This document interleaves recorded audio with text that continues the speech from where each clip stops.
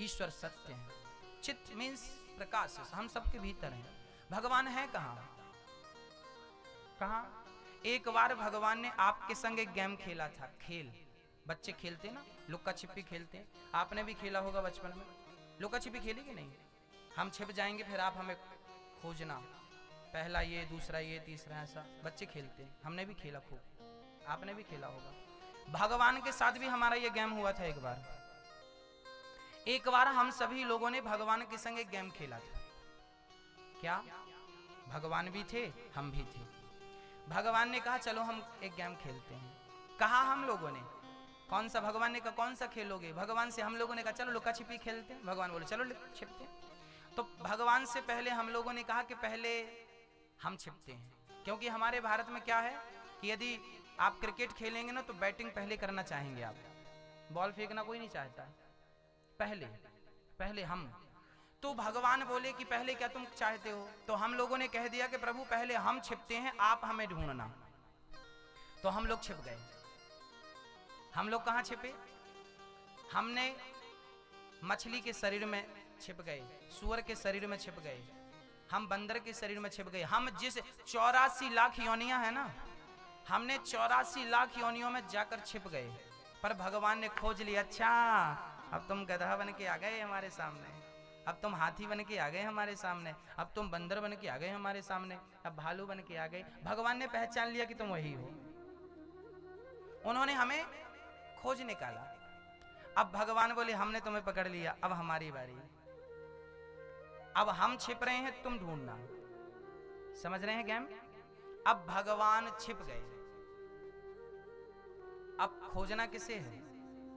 आपको। कहां?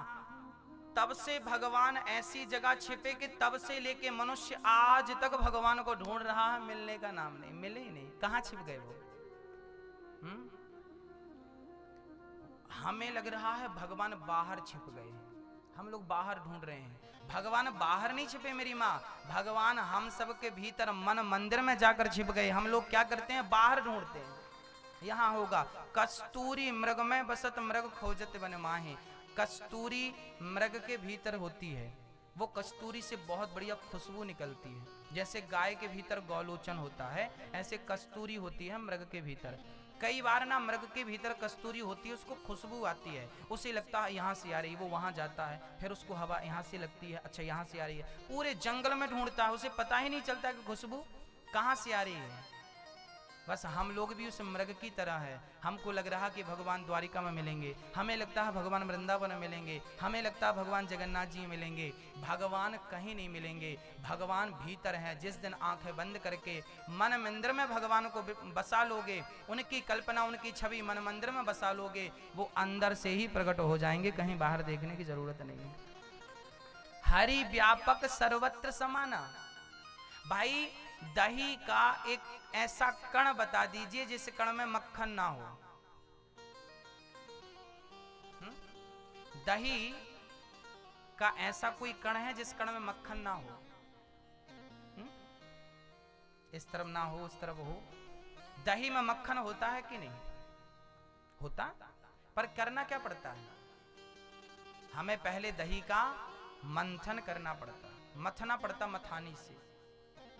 मंथन करने से क्या होता है? बोले दही की नस नस टूट जाती है। फिर क्या होता है? उससे मक्खन किनारे हो जाता है, छाछ अलग हो जाती है, फिर दही का अस्तित्व मिट जाता है। दही नाम की चीज समाप्त हो जाती है। मक्खन निकलने के बाद क्या बच जाता है?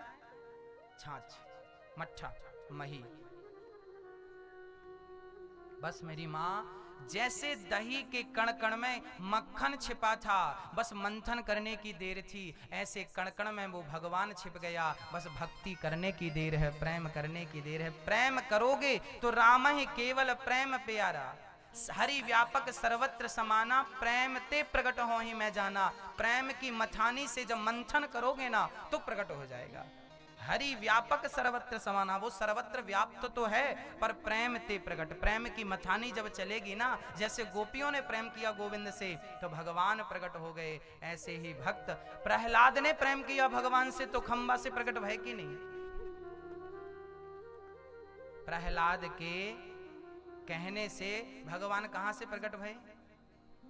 खंबे से हुए ना, तो इस खंबे को भी तोड़ दिया जाए तो भगवान निकलेंगे?